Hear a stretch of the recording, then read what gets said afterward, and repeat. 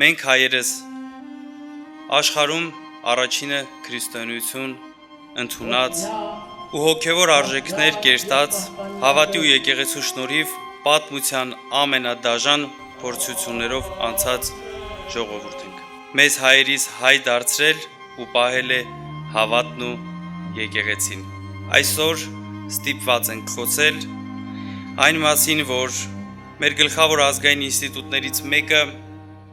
հայ առաքելական Սուրբ եկեղեցին թիրախավորվել է մեր իսկ երկրի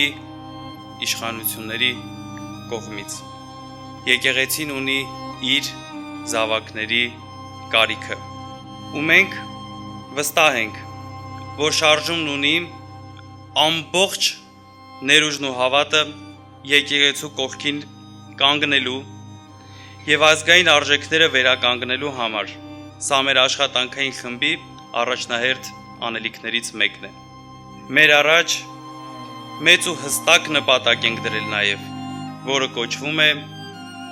քրիստոնեության կենտրոն Հայաստան։ Մենք կարծում ենք եւ ավելին վստահ ենք, Հայաստանը կարող է եւ պետք է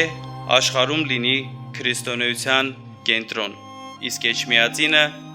ուխտավորների հավաքատեղի։ Բոլորս գիտենք, որ պատմականորեն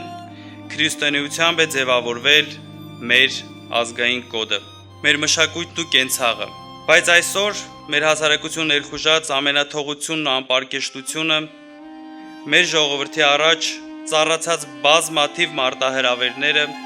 ինչպիսիք են թմրամոլություն, խաղամոլություն եւ այլն, հնարավոր չէ հաղթահարել առանց հասարակության